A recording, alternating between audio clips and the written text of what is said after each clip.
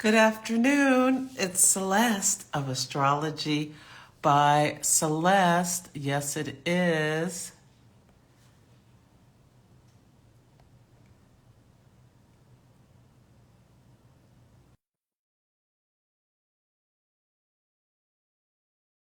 Hello, Elliot. How are you?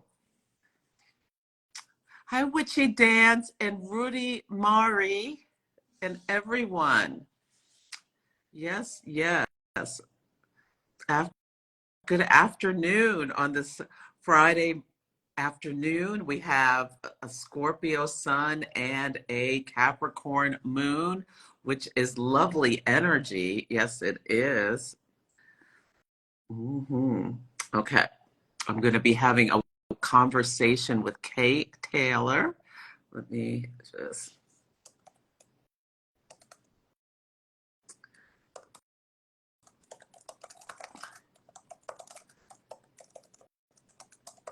Oh, you're having a heat wave in. Hi, Naranya. So nice to see you. I'm looking forward to our coffee date. Yeah. Let's see. Okay.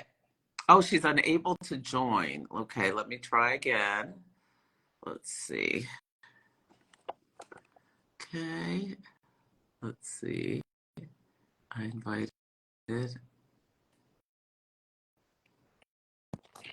Ah, there you are. We made it happen. Yeah, really. It's always the first time you do one of these that it's a little. It's a little weird, and I don't even know where to put my phone. You can hear me all right, though? I can hear you and I can see you. Okay, Yeah. there. Welcome. Oh, thank you. I'm really happy to be here. Yeah, I'm so happy to have you. Why don't you introduce yourself to everyone, to anyone who's unfamiliar with you? Okay, so my name is Kay Taylor, and I've been an astrologer now for almost 40 years. First as a psychic channel, and I started integrating astrology because my spirit guides were channeling astrology, and I knew a little bit at that point. I'd always been interested, like we all are as teenagers, and we want to know who we are and who our friends are. But I embarked on a really deep course of study and ultimately became certified by ISAR and OPA and a couple levels of NCGR, and meanwhile just developing my practice and seeing lots and lots of people. I specialize in evolutionary astrology, which is a real blend of spiritual and psychological. And then I became president of OPA, the Organization for Professional Astrology, and I'm on the board of Kepler College. And yeah, maintain a busy practice, teach a lot. I have a school, Soul Path School, that teaches evolutionary astrology. I'm partnering with Rachel Lang, and we've got some interesting things coming up, a school, Center for Conscious Astrology, that we're building right now. So yeah, I don't sleep much. And you have a grand trident fire in your chart, right? I do. I'm just getting tired listening to all the things you do.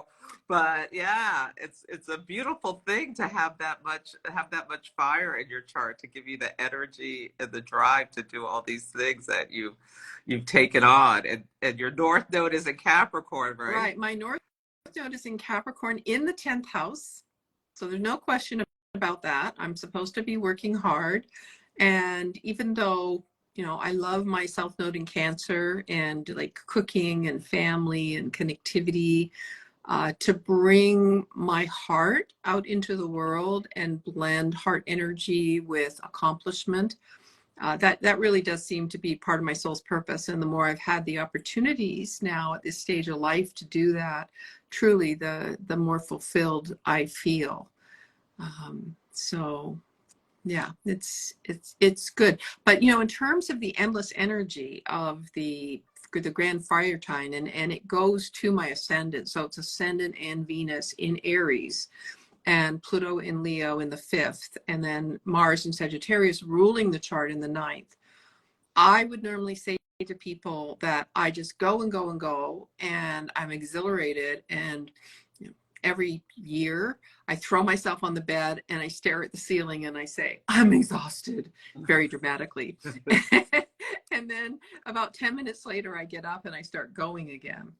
However, I may have found my limit because I went to Spain and relaxed near the sea. I guess it was last month. I'm losing track of time. But a week of really deep relaxation.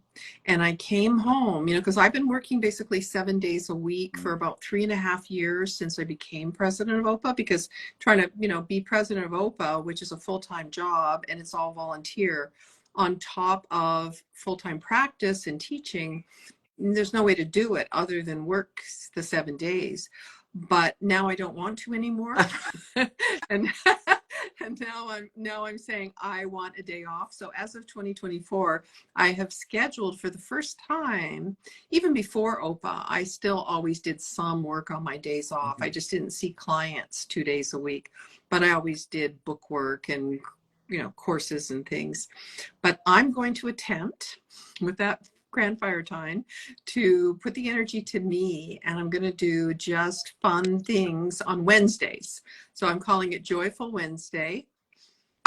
Yeah. I love that. Yeah. Is so perfect with the North Node in Aries and you having that fire trine and your Venus. That is so perfect. Yes. And I think you have to commit to that so that you keep that healing energy that you feel from taking some time off to relax. Exactly. Yeah, I did a test run last week. I worked out with my personal trainer, and then I had lunch with a friend, and then I did some really cool errands, like to, an olive oil shop. And then I had dinner with a friend, like, with the earpods on, right? She was at her restaurant in Sacramento and I was here. We had dinner together that way, watched a movie, like just a whole day going from one thing to another. So there's the fire trine. It's like, even in enjoyment, I am going to be busy. Yes, you're going to be busy enjoying yourself on your Wednesdays. So Anna has a question. As someone with a lot of fire, did you ever lose touch with your fire, and did it ever get put out? No.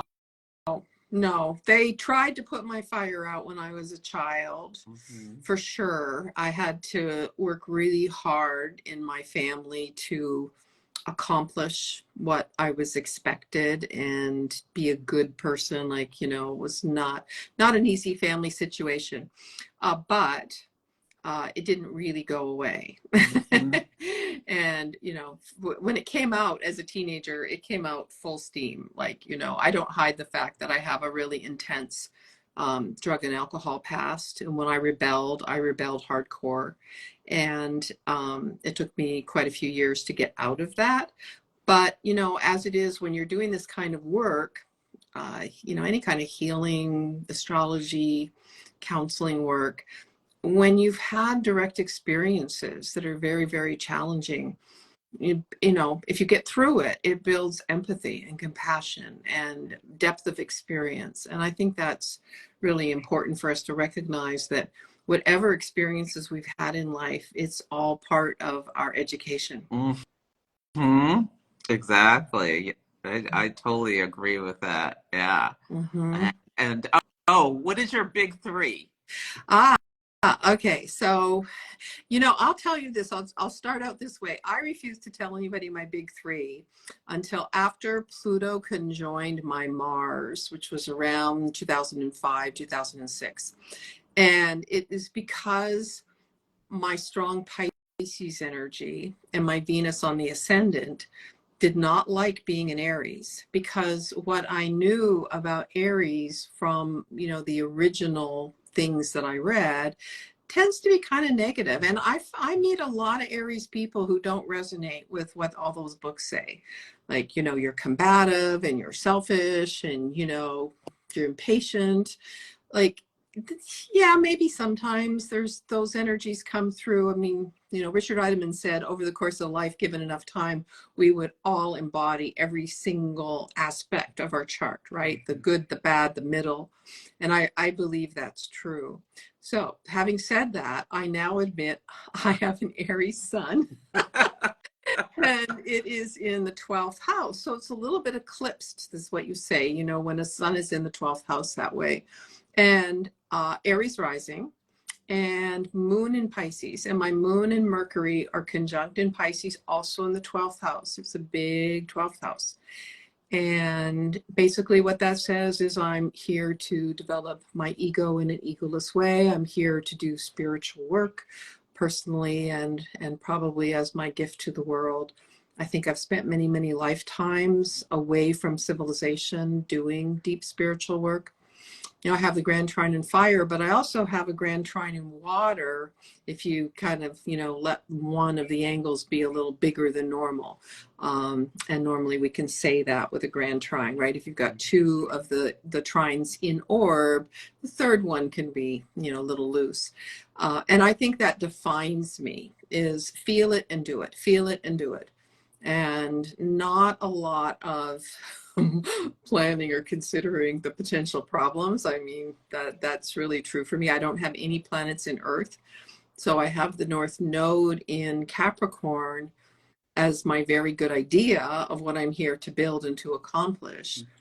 And I've become very organized, and I know how to do Earth energy, but only by watching other Earth people and copying them. Yeah, that is so, that is so interesting. And yeah, with all that 12th house energy and the grand trine in water giving you that psychic ability and just the fire, just the downloads, it's really a beautiful, beautiful energy. And I have an Aries moon, and Mm-hmm. yeah, not all Aries are pushy and this, that, and the other thing, but I think it does give you the courage to make change, the courage to embark on your own path, and Yeah. yeah. Yeah, I think, how I describe Aries to people is Aries is about life force and vitality. It is about like coming into life and feeling alive and feeling that you can just be yourself, be in this world. And honestly, there's a lot of doing too, on a spiritual level, like being always doing gets kind of a bad rap. But as an Aries, you love doing. You love starting things and doing them and being in the thrill of that energy. And it took me a long time to realize that other people don't necessarily have that.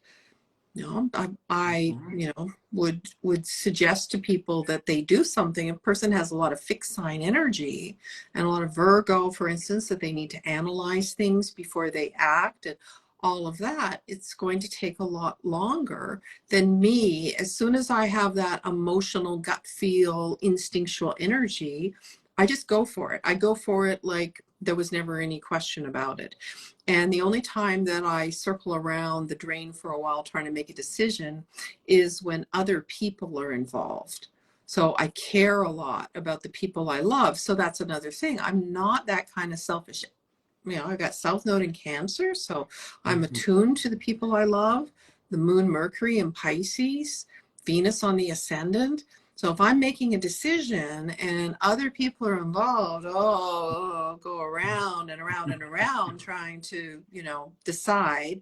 But once I decide, it's as if I've always decided. And then like I can't even remember when I wasn't sure. It's just gone. But me, Yeah, if it's me saying I want to do this just for me and nobody else has to be involved in that decision, I decide it. Like the change of my day off, like I just decided I'm going to do that and rearrange my schedule, and that's that. I love that. Yeah, and I feel like the same way about the Aries energy. It's that get up and go energy. It's kind of got like the full tarot card energy Mm-hmm. where you're willing to kind of do that setting off with your pack behind your back and going off to pass unknown with enthusiasm and openness. Yes, it's totally the Fool. And you generally land on your feet. Mm-hmm. And if you don't land on your feet, you're like a cat where you shake yourself off, right? And you pretend you landed on your feet. And just keep going. Yes, yes. Mm-hmm. Yeah. Yeah. Medina is an Aries North node. So she's having a nodal return.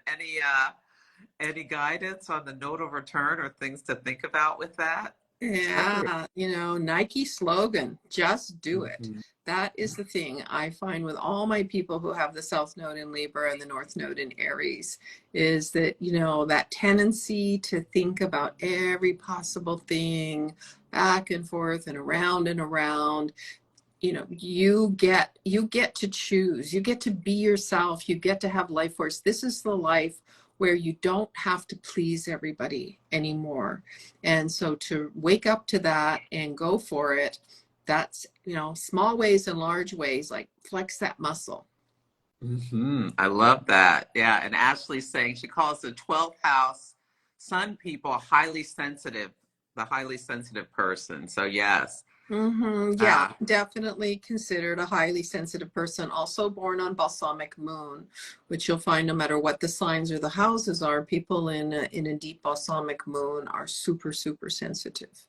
yeah, me too. I'm a balsamic moon in Aries. hmm Yeah. Yeah. And as a child, did you have like very vivid dreams or I, see I had dead people very or what vivid was? dreams. I had a recurring nightmare forever, but I finally got over that. But I was very psychic, and I knew things that were different than what people were saying. So for me, being psychic as a child, I felt very isolated and alone and untrusting because I knew the adults in my life were lying to me constantly about things.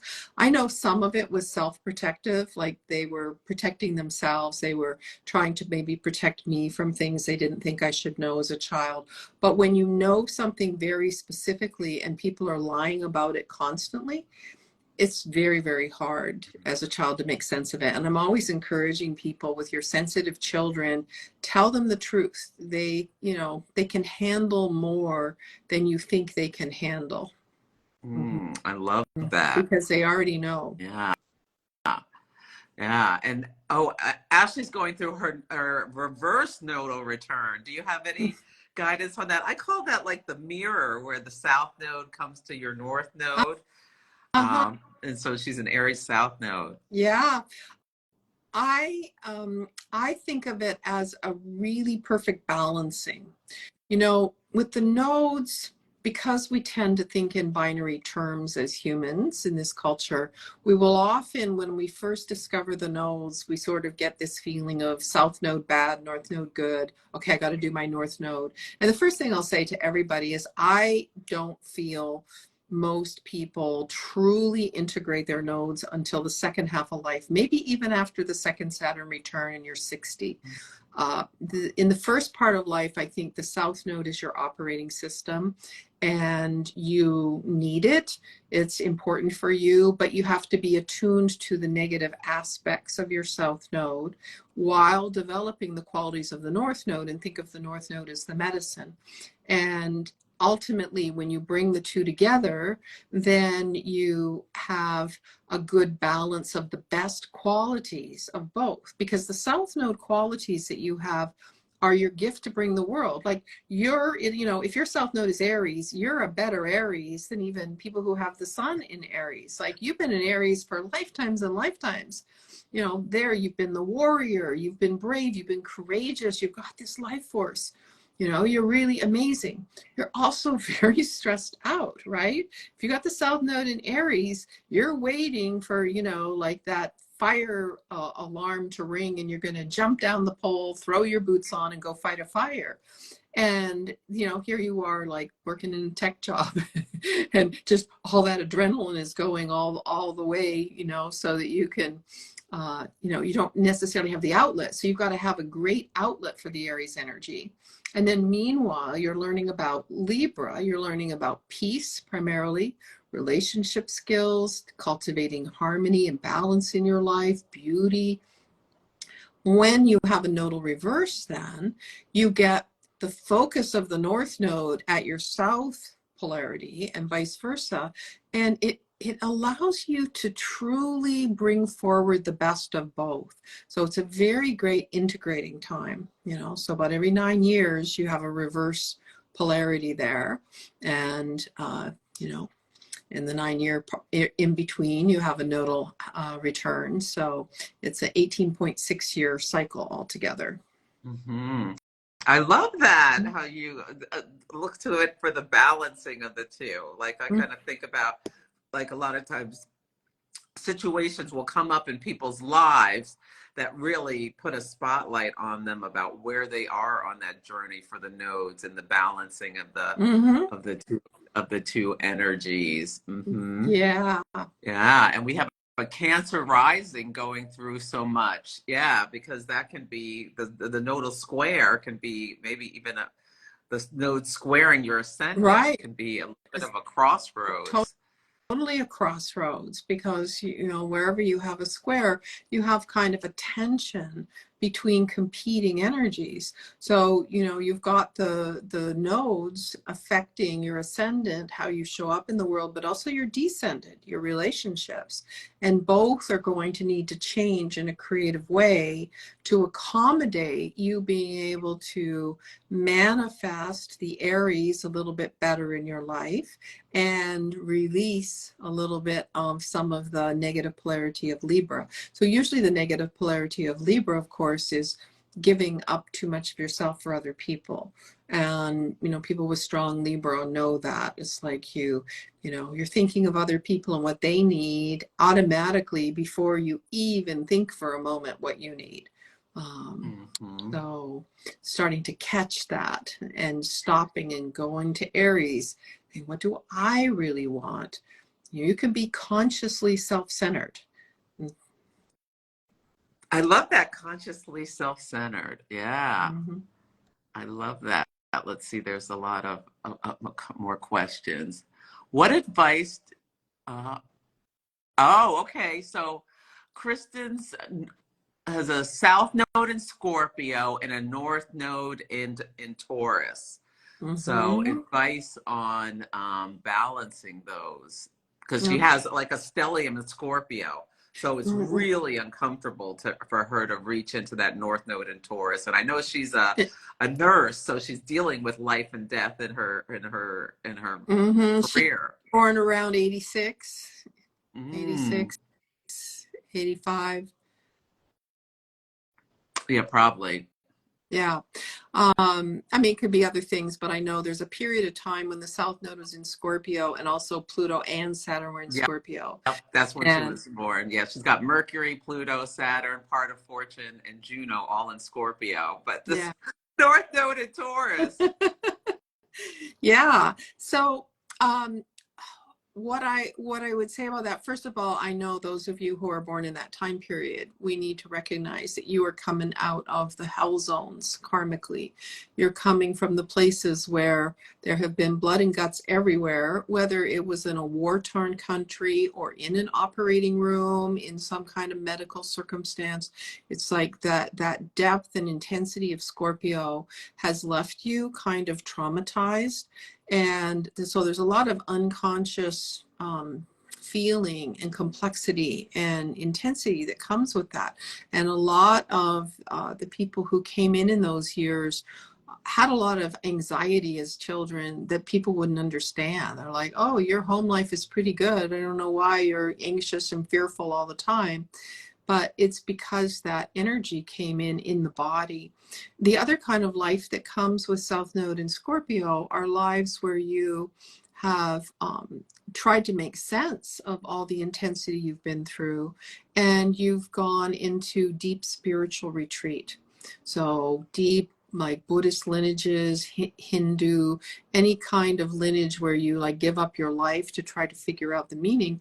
And many times those lives are quite ascetic, right? You're sleeping on a cold stone floor with some rice to eat and no Taurus pleasures for you. So you come into this life, and the development of Taurus principles are your medicine. And that means a warm, cozy bed, insurance policies, great food, healthy food, but delicious food, sensual pleasure, people, touch, and not needing or focusing so much on the trauma and suspicion and complication of life. But if you know some good Taurus people, and I think Celeste is one of those good Taurus people, you, you go, how can I make my life comfortable? How can I just, let go of what I don't need to deal with and enjoy my life? I Yeah. love, yeah, the simple pleasures. Yeah, letting Mm-hmm. go of intensity. Yeah, Mm-hmm. So a you're little. cultivating that. So people with South Node in Aries and people with South Node in Scorpio are kind of cousins because both are developing a node, a North Node that's Venus ruled. And with the Libra, it's a little bit more attuned to the harmony, balance, relationship piece. And with Taurus, it's more toward health and food and security and comfort. But they're both Venusian led. And so, Yeah. yeah. And today we have a Mars Cazimi. So this is a great day to really think about, especially people with the nodes and these Mars rule signs, Yeah. like how you're using your energy and if you want to do some new starts or let some old ways of being die. Any thoughts about this Mars Cazimi in Scorpio? Well, I feel it's a major charge of energy, and especially coming right after a new moon in Scorpio.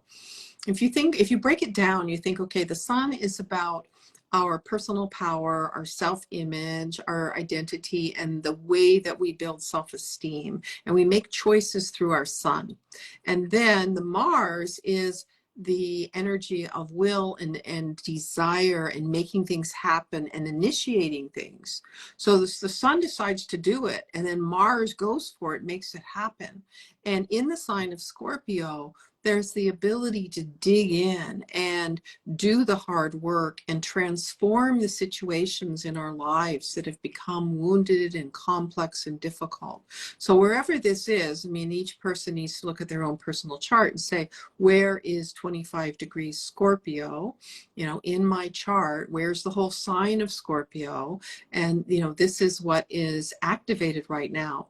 And we're just coming from a period of time over the summer, of course, where most planets were retrograde. We're in that slow summer where the things we're trying to put forward just aren't happening, and there tends to be delays, and we're rethinking and re-envisioning.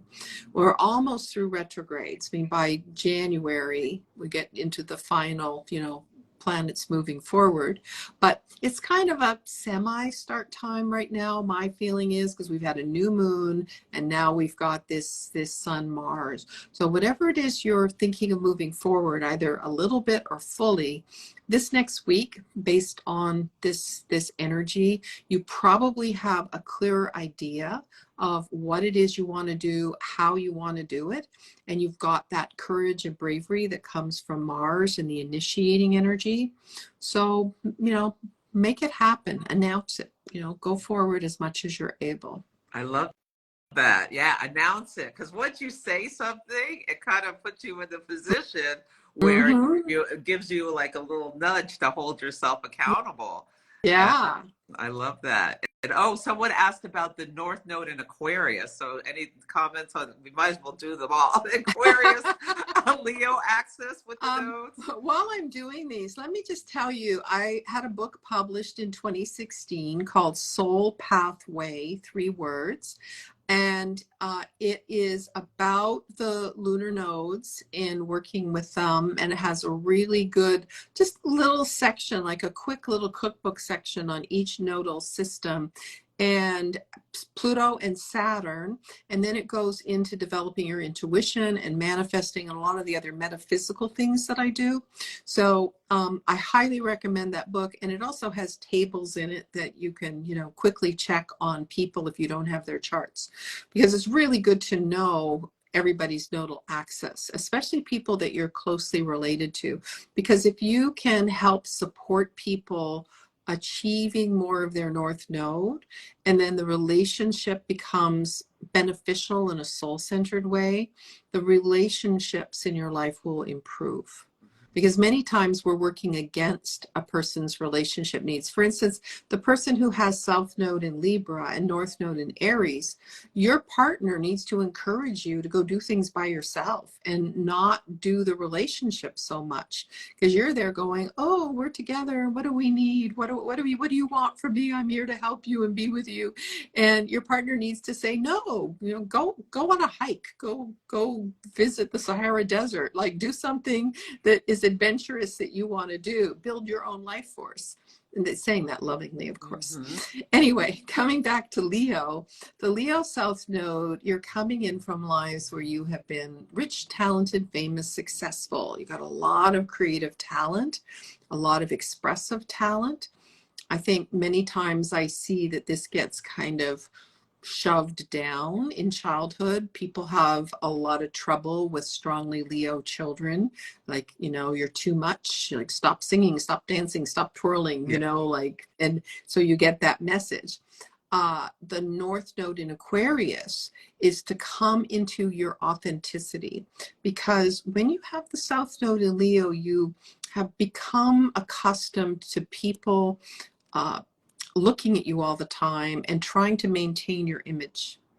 So for instance, I feel like, Britney Spears could come back in another life with a South Node in Leo, because the poor person, every time she walked out the door, the paparazzi are there taking pictures of her on her worst day, and she has to think about how she looks all the time and how people want her to be. And, we know the story where, her managers, cultivated this very intense image of her that wasn't her at all.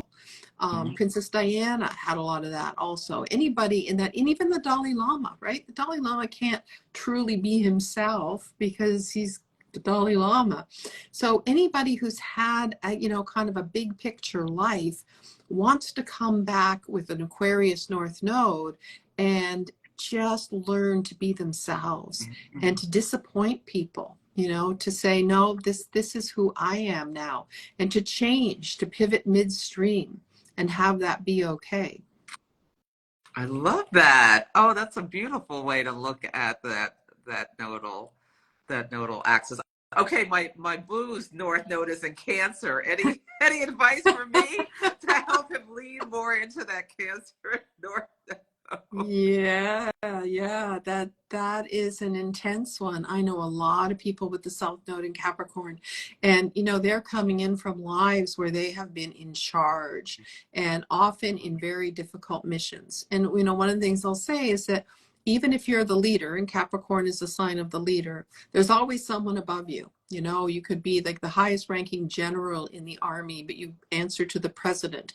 The Pope answers to God. Nobody is just doing their own thing exactly. So when you come in with that Capricorn, you're great at leading and delegating and accomplishing and working, and endless, success can drive you. But oftentimes you don't quite get totally the rewards and recognition you deserve. And it's because the universe is pushing you toward Cancer so that you don't put so much emphasis and attention on it, right? It's like the Aries South Node person. No, I'm going to reverse this. The Libra South Node person who is attuned and habituated to relationship, you have to start to enjoy your Aries nature, enjoy being alone before you get the relationship that you really want usually. And so with Capricorn, to get the rewards you want, you have to stop chasing after it so hard. And you have to cultivate self-love, self-healing, nurturing, love, connection to people, to family, slowing it all down, having more balance, and then the whole thing becomes more balanced. So as you draw him into connectivity, you go to eat together, like your Taurus and his North Node in Cancer can like those kind of physical, sensual things, then that's very, very good for him. And then, letting him immerse himself in his work, because that's what grounds him, is when he gets to go and just work and be alone, so you have to be an artist, independent. Yeah, to be okay with that, which I know you Mhm. are. I am, and I have a Cancer rising, so Uh-huh.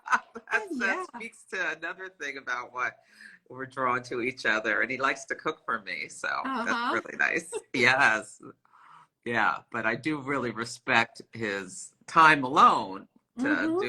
do his stuff. Yes. Yeah. So always feeling completely energized with the Kazemi. Um, Kristen Mm-hmm. says the Kazemi is right between my ascendant and Saturn. With the rest of the Scorpio stellium and has really felt it this week. Yeah. Oh yeah, yeah. And I think we have been feeling it this week. I mean, it's exact later on today, but it's really strong already. Hmm. Oh, and Raina has said that she loves your book. Is it available on Amazon or Yes, where can they get it's the book? available on Amazon.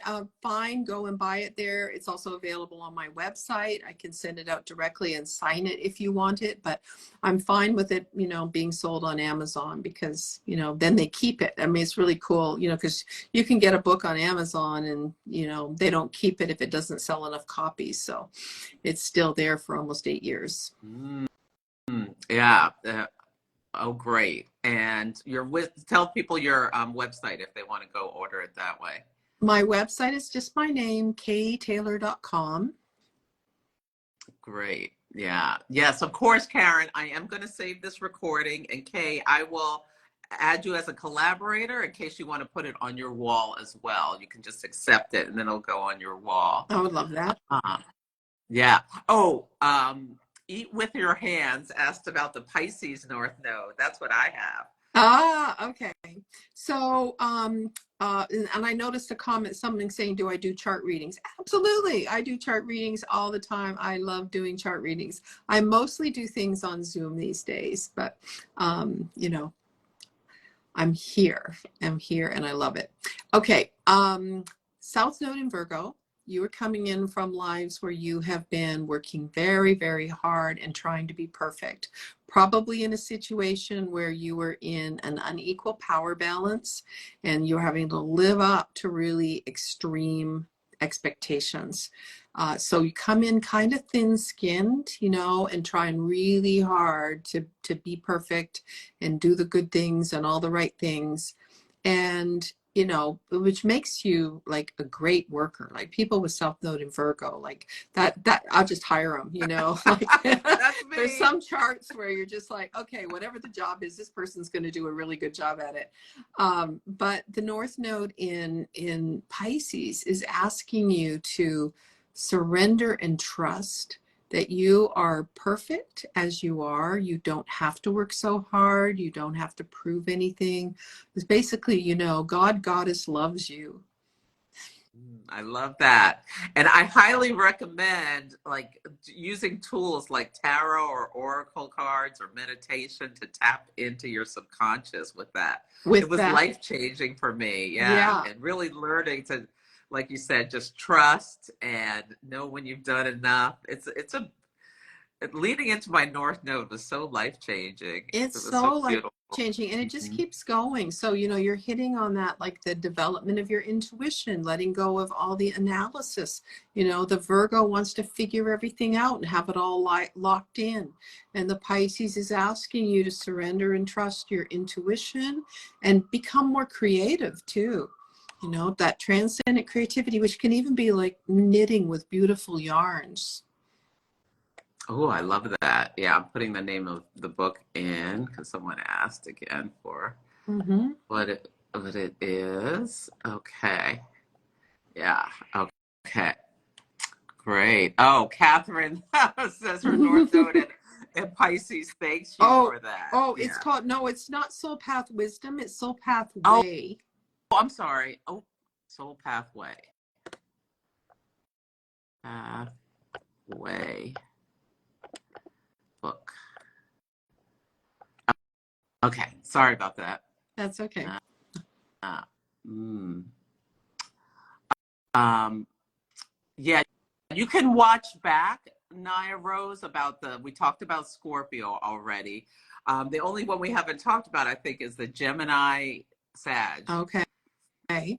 So if you're coming in with Sad South Node, you have lived and died based on your beliefs. You've basically been a missionary, preacher, teacher, archetype. And you came to die again and again in unfortunate circumstances going, oh, why did I believe that? I need to learn more next time. So you come in with a Gemini North Node, and you're meant to learn and grow and expand your knowledge beyond any one belief system. So you become truly open-minded. And if it's reversed, you're coming in with a lot of information and endless curiosity and synthesizing. But this time you have to make more meaning of it. You have to decide, what it's all about, what the true meaning of life is. And I realize we haven't talked about, though, is OPA Live that you're going to be on in December. Oh, yes, we have to talk about that. Yeah, so tell everyone about the Organization of Professional Astrology. Yeah, so this organization, which started in the 90s at first and really, started to deepen in the year 2000, so we've been around for a while. We're here not just for professional astrologers, but we're here to support excellence, integrity, ethics, and the development of astrology as a respected tradition. And we have lots of lectures and classes and retreats and a fabulous magazine we put out every quarter. And one of our events that we have is called OPA Live. And we get 3 or 4 really great astrologers on a panel with a theme, and each one presents for 20 or 30 minutes about their specific viewpoint on the theme. And we get a diverse group of people. We might have a Vedic astrologer and a Hellenistic and a Western. So we get different views on something. And then at the end, there's a little Q&A and everybody talks together. And each astrologer writes an article that's in more depth about their topic. In December every year, we always do one on the year ahead, and lots of people do their forecasts for the year ahead. But this particular group of people, I'm going to say, is really elite and great. We're going to have beautiful Celeste with her opinions on what's coming up in the year. Lee Lehman, totally well-known, one of the best loved traditional astrologers in the world, right? And she's going to be coming at it from a traditional viewpoint. And then Wendy Stacy, who runs the Mayo School in England and head of the Astrological Association of UK. I just was over there speaking at that conference. It was a great conference they have every year.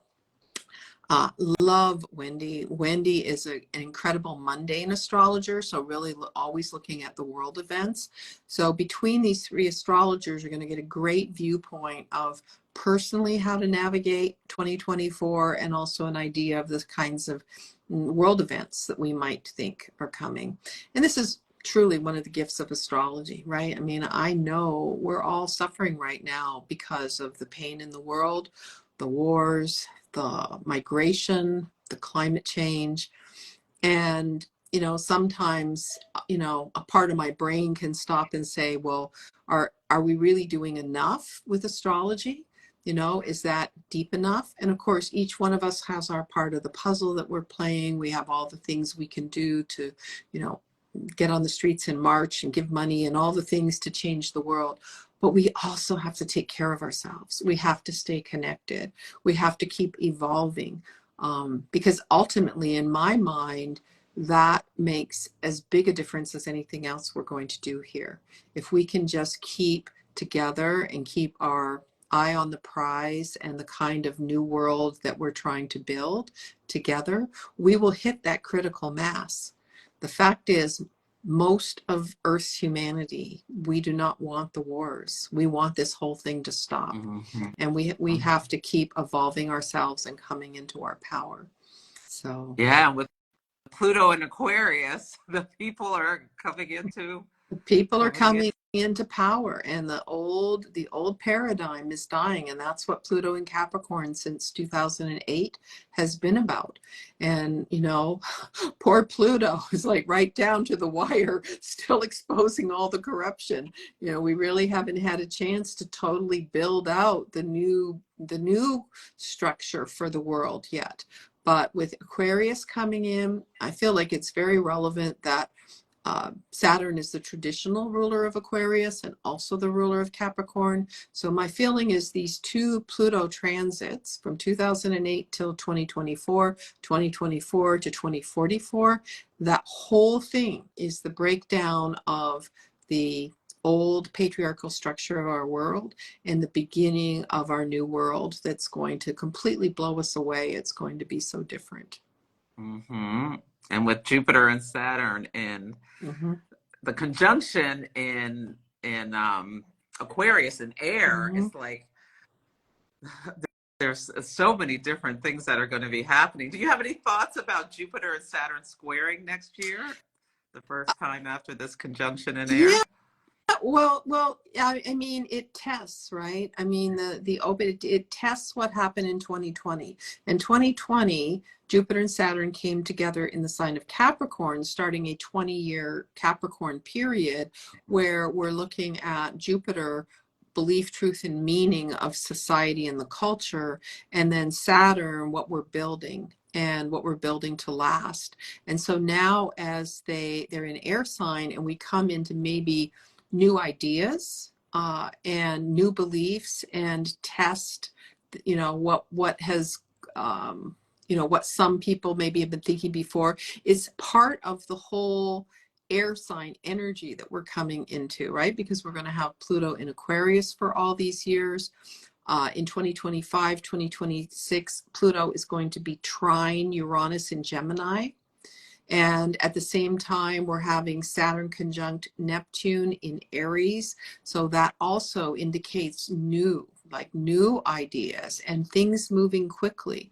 I think the overall of the next 20 years is that our minds have to work. We have to stop all the crazy superstition and divisiveness and the negativity of religions. I feel like it's not really the religion. I feel like the money brokers use religion to get people to fight against each other so that we're not noticing how they're taking all the money. But I think we've seen enough now. We know that 1% keeps taking all the money no matter what. And just, the worst challenges we've been in these last years, and they're all getting more and more money. And then meanwhile, it used to be the Irish and the English, fighting against each other, Catholics and Protestants. And it just keeps these battles keep brewing around the world. But that's not who we are as humans.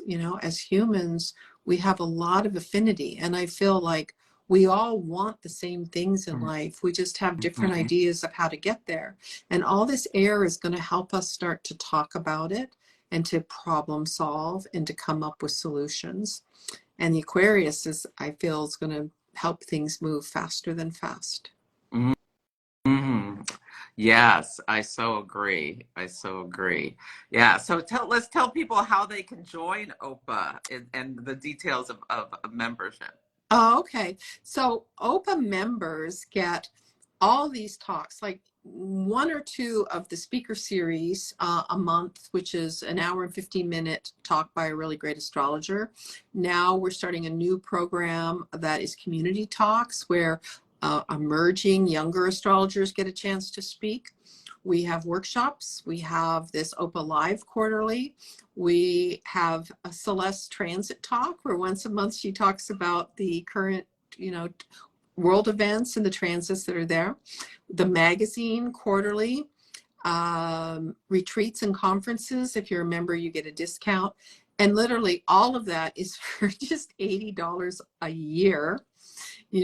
There's other astrology businesses that are, we're nonprofit, but, you could pay $80 a month in some places and get, less material. So we give a lot because we want to support astrology being accessible. So it's $80 a year, but I have a coupon that if you're listening today and you want to join OPA, it is member 20.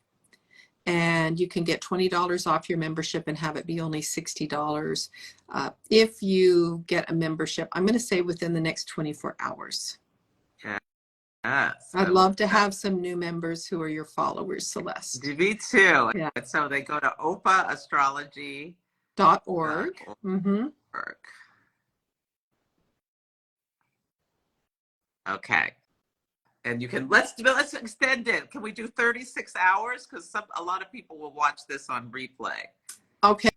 Let's say 48 hours. Okay, 2 days. 48 Okay. hours. So you have 48 hours to get a $20 discount off your first year at OPA.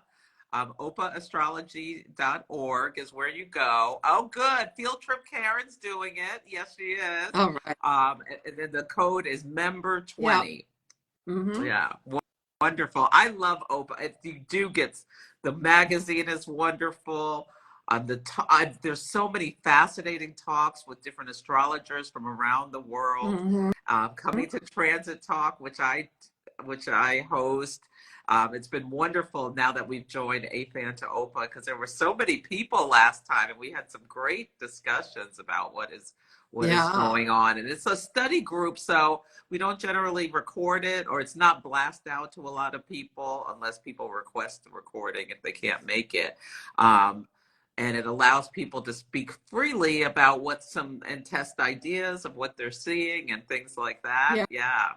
Yeah, and I'll say, we also certify professional astrologers. So if you are a professional astrologer or you're on that path, we have a really great program. It's kind of like a finishing school is how the Kepler College sees it, because we're not teaching all of the astrology. We're doing, our events, which keep, adding to your information. But we do a peer group process, which is a 3-day training where you dig deep into issues astrologers face.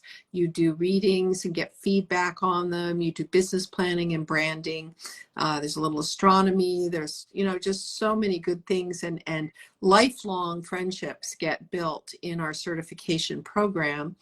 And there was another thing. Well, I guess just all these different kinds of immersion workshops that take you to a deeper level with your astrology. But yeah, Celeste, you had your first peer group. Yes. It was wonderful. I was so lucky to be in a peer group with Kay. It was our leader. And it was just an amazing experience. And yeah, just wonderful to come together with other astrologers and talk about the different things we're facing and different ideas. And you all encouraged me to launch my class, and it's going great. So yeah, I was kind of hesitating. I was going to put off my astrology foundations class, but you guys challenged me to just go ahead and do my beta, and it's going really well. So yeah, having that support system is really helpful. That is so helpful. And we do them on Zoom, so they're accessible for people with their schedule and if they're living in different places. But we also do them in retreat formats. So with Celeste, we did in Borrego Springs, California, near the desert. That's so great. I'm actually getting spaces checked out right now to do it in Spain. An astrologer friend is checking out Italy for me for another place to possibly do a peer group or consulting skills, because we also teach consulting skills. And of course, the retreats we do. And we're working on a retreat for the fall of 2024 now that's going to be in a beautiful location. And yeah, there'll be days of lectures and then some 3-day immersion trainings. Yeah. Yeah. So, Kristen, the talks are usually based around the Pacific time, 10 a.m. Pacific time, or when most things happen with OPA. Yeah. So it would be 1 p.m. on the East Coast. Yeah, and we have a good number of members in Australia and Asia. So we also offer a few events at 4 o'clock on a Friday or a Saturday, so that it's in the morning in those time zones. And everything we do pretty much, except Celeste's transit talks, so people can talk freely. Almost everything we do is recorded, and then you get the recording. So if you're not available, at that time. Yeah. Yeah. Oh, Kylene's signing up as well. I love it. I love it. Well, this has been wonderful, Kay. So I really encourage everyone, and you can go to the link in my bio. I have the OPA Live that I'm doing Mm-hmm. to sign up for that. But if you become a member, you get that for free. It's $25 otherwise. So would love for you to come to that. It's going to be great for hearing about next year.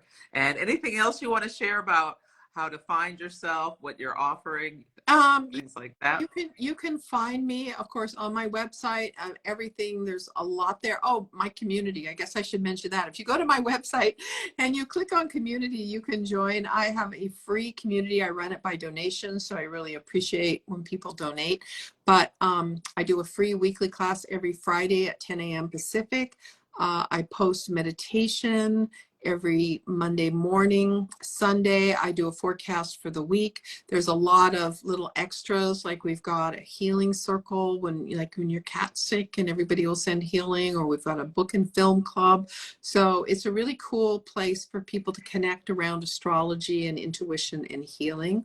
And definitely, if you want to get a session with me, I always have a code on my website for people who need a little bit of a discount, to get a 20% discount. There's a coupon right on the website if you need that. And I have, lots of different lengths of sessions to do. So whatever you need, I'm here. I love it. Yes. Well, thank you, Kay.